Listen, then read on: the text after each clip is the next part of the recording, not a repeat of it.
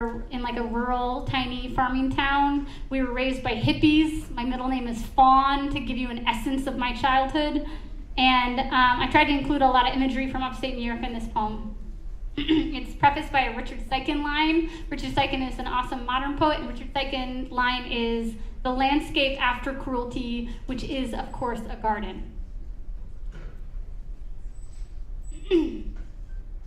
Blackberry briar, hunter's daughter, ocean-eyed mermaid. When my sister needs to talk, I extend my arms towards her like a child asking to be picked up. Wait, I dropped that poem, hold on. This is what happens when you wake up at 4:30 in the morning. Okay, when my sister needs to talk, I extend my arms towards her like a child asking to be held. I turn my palms upward like donating blood and let her empty the contents of her day on me. Her words file out, orderly at first, and then a swarm, spilling over me like the soft swell of a mushroom cloud, until I don't remember where I begin or her need ends. Once I held a newborn baby in my arms. Naked as truth comes, she felt so small, her heartbeat a moth I trapped between my palms. This is what it's like to love the healing. If my sister's eating disorder were a person, it would be a teenager by now.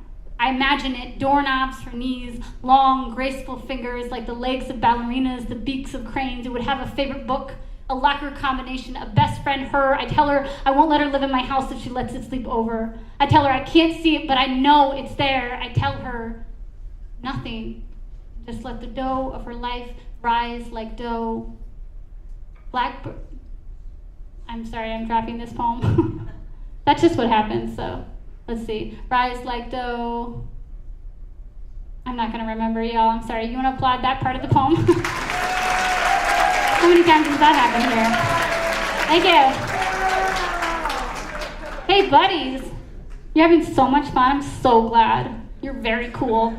All right, right? Like, that was like the coolest thing you could do. I really wish I could be that cool. Okay, so speaking of, cool. So I'm gonna do, let's see, what time is it? Time's out at when? 45. Thank you.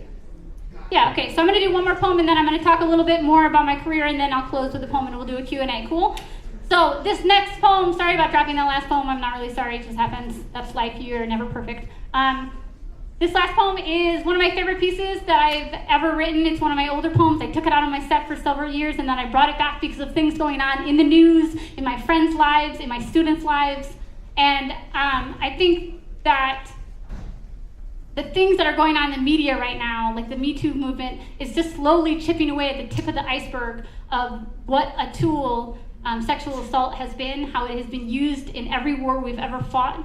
And that we're just starting to uncover how pervasive this is and how normalized it is in our culture. And I want to preface this poem with three things.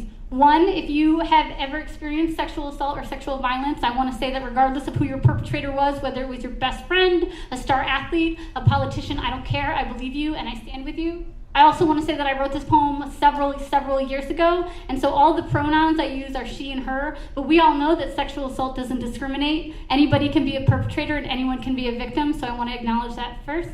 And then finally, I want to say that if right now you're sitting thinking like, oh God, why is she talking about this? Or, oh my God, this makes me uncomfortable. Or, I don't relate to this at all. I want you to genuinely stop and take a moment with my whole open heart, and I want you to think what a privilege it is to not relate to something like this.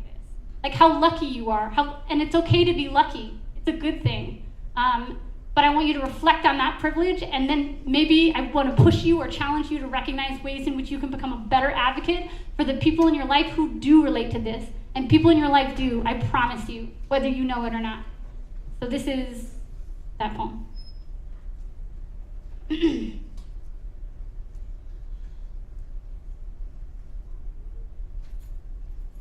We are taught from the moment we leave our pink nurseries that we are collapsible paper dolls, light to hold, easier to crumple.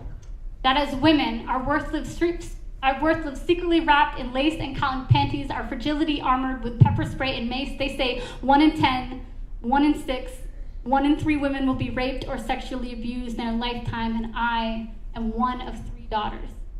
Now imagine each victim is an acrobat. Her sanity, a balancing act. Our response is the unfailing safety net. We never expected to see them across the wire.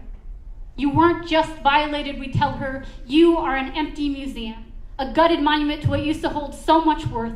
And with the best intentions, we tell her to reclaim it. Put a price tag on your rape and own it, but don't stand too tall, don't act too strong.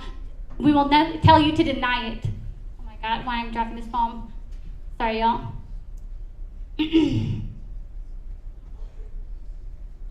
We'll tell you to deny it, to laugh cutely or to cry beautifully. So cry beautifully, we will catch you. We were calling it theft.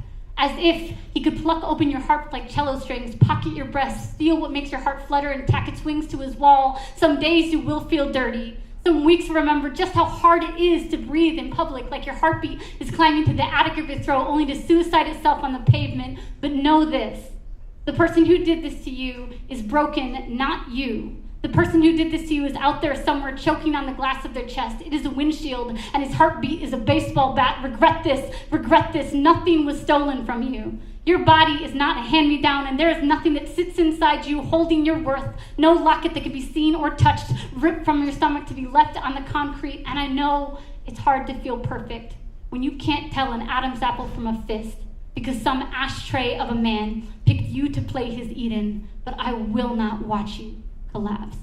Thank you.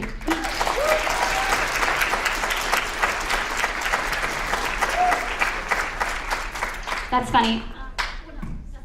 But it's funny that I dropped my poem. I probably have dropped my poem in the history of 10 years of performing maybe like 10 times. So you get 2 of them. No, okay. All right. I'm going to talk a little about my career. You guys can stop and ask me questions if you want to raise your hand. And then I'll take questions in a little bit. Okay, so a lot of people ask me, how do you become a writer? I don't really know the answer to this. This is not a career that I intended to have, and I especially didn't intend to be a poet.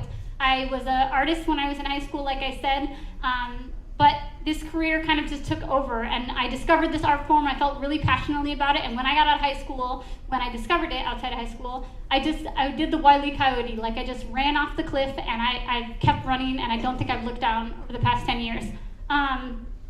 So my path was, when I was in my early 20s, I attended a bunch of open mics, a bunch of local slams, and I found a writing community. I put myself out there, I immersed myself in the craft, and me and my friends, all my other nerdy writing friends who were so obsessed with this thing, we lived and breathed poetry.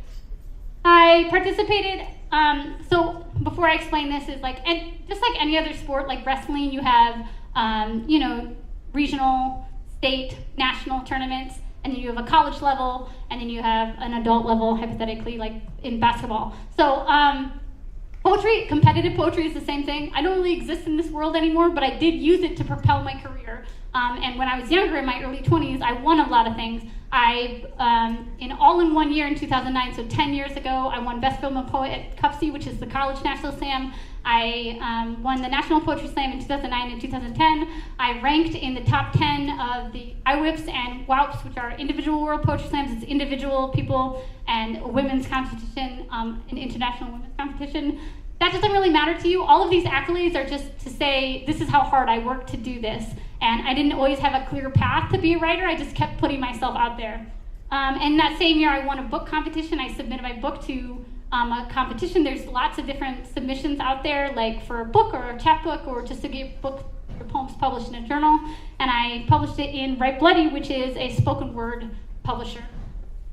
Later, I started button poetry and slam camp. I'll talk about those in just a couple minutes. But that's just an example of building within your community. Like, writing is already really isolating. It's really isolating to stand up here by yourself, or to write by yourself, or to go out travel by yourself. And so I made sure to always have a very strong connection to the people around me, because they made me a better writer and a better person. And I eventually published my second and third book. And finally, because of all this, I was approached by a major press to publish my fourth and most recent book. The person approached me, asked me if they could publish my book on this major book press, which doesn't happen all the time. And they approached me because they saw one of my videos, and one of their editors followed my first drafts on my Tumblr. Like, I love thinking about that because I think about all the little steps that you take to put yourself out there. Whether it's a creative career or not, you always have to slowly take these little steps to put you in the right place at the right time. And then I did, because of that, I got to do awesome things like write a poem for a Nike ad or publish or collaborate with these internationally renowned organizations, if you know any of them. So I'm not listing off all these accolades to brag. They are an example of me putting myself out there and how I got here. People ask me how I did, and I don't really know. I don't know if I could track it. Well, I just did, actually. Any advice if you want to be a writer? And I know that 75% of you are not writers, and the other 25% of you are like you're like, I'm not a poet, but your notebooks are full of poems. Like, it took me a long time to say that I was a poet too, or a writer.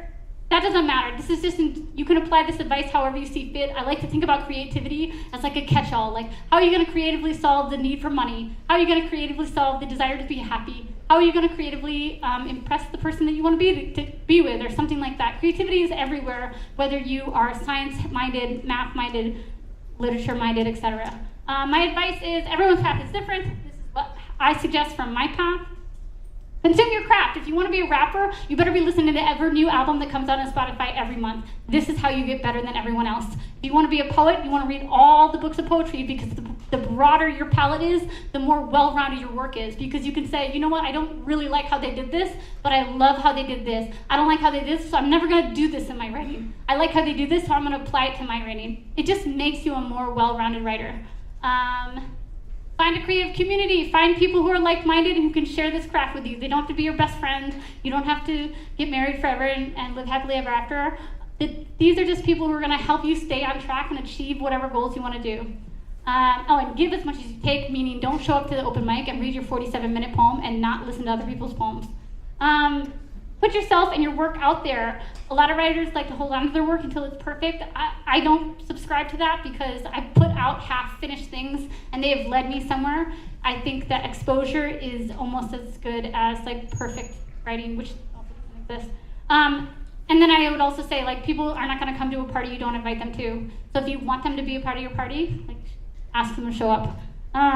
And don't limit yourself to the act of just writing. There's so many more ways to be a writer. I say that just because of right now who I am in my life, or where I am in my career. In the beginning, it was all about the hustle. I traveled. I told you I performed in 45 of the 50 states. I would travel 9 months out of the year, just writing and reading my work at stages like this. And now I'm trying to slow down. I'm trying to write a novel. I do all these other things that aren't necessarily writing, but I still consider myself a full-time writer because I'm self-employed by myself. And writing is what propels most of my income. So what can this all lead to? Sorry, this is formatted weird because the font didn't translate, whatever. Button Poetry, I founded Button Poetry, which is the largest digital distributor of spoken word in the world. If you liked anything I did today, check out Button Poetry. They're a YouTube channel, but they also have a Facebook. They're a press. They're putting on amazing books right now. And if you liked anything, go to Button Poetry, because they post new videos every day of different spoken word, and I promise you there'll be one that you like there. Slam Camp, I started summer poetry camp for high school students. Sadly, we did it for 7 years straight, and we're taking a break this year, so I'm not doing it this year. So that's just like a weird tease, RIP. My favorite thing that I'm doing right now is a podcast where we have 5,000 listeners every week for a relationship advice podcast called Just Break Up. I promise we give more well-rounded advice than that. But I included this in there because A, it's my passion project right now. I host it with my best friend, and I love talking about relationships. I love talking about vulnerability and how hard it is to do this like head and heart work it is to be a good person. And if you like podcasts, please check out Just Break Up. I love this, and I included this today because I think my entire poetry career led me to do this, led me to be able to have a listenership like I do. It's inherently connected to my writing to me. And then finally, right now, my only goal for 2019 is to finish my first novel and kind of continue to expand the idea of what my idea of a writer is, the collage or the pie chart of whatever these things that I do. Because right now, if I looked at the collage of what it means to be a writer, I'd be like, well, sometimes I write, sometimes I perform, sometimes I teach, sometimes I do residencies, sometimes I host a podcast, sometimes I host events, sometimes I put on a summer camp, sometimes I create organizations like Button. Like it's a collage, and that's my favorite thing about being a writer is that you be self-employed, I get to truly find all these passion projects and follow them. So, last thing, I'm going to read one more poem and then we'll do some questions. And can you play Tech People? Are they up there? Yep. Oh, yes, awesome. Okay. So how many people had a terrible year? Me. Yeah, me too. I had a terrible year. Not this past year, but like 2017 school year into 18. And this is kind of born out of that, and it's supposed to challenge the idea that we think things that we think are supposed to be good for us all the time. But you know, you saw me come up here and drop a poem. I don't care. Life goes on. We're all meant to mess up and do better if we can. And this poem is sarcastically titled #self-care. Can you start the track over, actually? Tech person, wonderful person? Thanks. I just want it to come in differently. So, self-care. If you were to ask the world, which is to say the internet, what self-care looks like, it would tell you candles. Lots and lots of candles. Stationed around your bathtub like a winking flower crown, flickering in the corner of your perfectly angled Instagram photo captioned #MeTime. It would tell you it's sipping tea, not coffee, in a color-coordinated mug at dawn, or doing yoga outside at dawn, or writing gratitude list outside at dawn, or even knowing what the heck dawn looks like. It would tell you it's drinking your weight in water. It's buying a new set of nice sheets. It's a gym membership. It costs money. It doesn't spill or stain or fray. It would tell you nothing about how hard you have to cry to break a blood vessel, or what it's like to order takeout again, a whole pizza you can't afford, to eat in your bed like a slow eclipse, the box in your bed, your body always in bed, not a grave but somehow still a burial. What it's like to choose between paying for your cell phone bill or the water bill, knowing you drown yourself in both, endlessly scrolling, soaking up 1,000 lives before you even get up in the morning. What it's like to be so lonely you dream in sitcom characters. Fantasize about your ex, the one who treated you so poorly you might as well let them screw you over one more time. Do a quick Google search to see how trendy healing looks these days. Thousands of shareable images of well-curated mantras pasted over the postcard of the Rocky Mountains. I am enough. The truth is, I look nothing like this. Sometimes self-care is wanting to text the person who hurt you, but instead letting your phone die. Sometimes it's falling asleep in the afternoon, waking to a lake of darkness. Sometimes it's showering without sitting down in the tub, letting your legs do what they were built for. Sometimes it's making it to the job you hate on time because you have to, because you've got bills to pay and your boss doesn't care if you need to #center yourself. These days, self-care seems to come with a price tag and a filter. Healing is rarely so photogenic, nor is it one size fits all. And I know, as a poet, I'm gonna have to pay some sort of poetic severance tax for how cliche that line is, but I'm sick of prioritizing what's pretty over what's true, which is to say, it's been a hard year. Which is to say, I hid myself from you because I was afraid the mess would disgust you. This spring, I let the lawn grow long. I let the sun forget me. I ate that whole damn pizza myself. I went for walks, cried the whole time, took a picture of nothing. I found the box cutter again, renamed it a cancer, starved the desire to die from my body, let the laundry stay swallowed in the hamper, ignored the dishes in the sink, and I need you to know there was mold. None of it was pretty. Healing is a baby's first word. No one really taught them what to say. They just picked up what they could, made it up as they went along, and whatever we do, however we get to the next day, that is just as valid as the glittery veneer we've been taught to hide under. I did buy candles, though, from Target.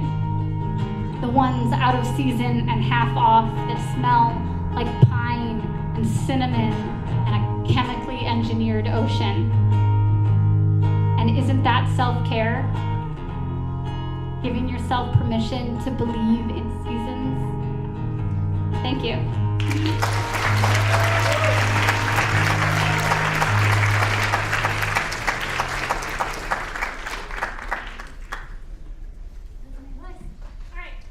So last thing, remind me one more time. About 6 minutes. Cool. So last thing, if you related to anything that you saw tonight, all of that action takes energy from me. I'm such a big proponent of supporting the people, artists that you love. So if you liked anything you saw today and you want to contribute to me, you can go to Patreon. That's a way to like subscribe to support artists. You can support me for $3 a month if you want, for 1 month if you want, or $6 or $9 or $12 or whatever, and that can give you weekly writing prompts, handwritten affirmations from you. That's a way for me to fund writing my novel right now. If you're interested, no pressure. But more importantly, you can find me on those social media things, blah, blah, blah. And most importantly, if you want to pull out your phone and subscribe to Just Break Up on Apple Pod, Stitcher, Spotify, whatever you want to listen to, that's my favorite thing right now. And you, it's also very explicit, so please don't listen to it in front of your parents. Thank you. Okay, so we have about 5 minutes for questions.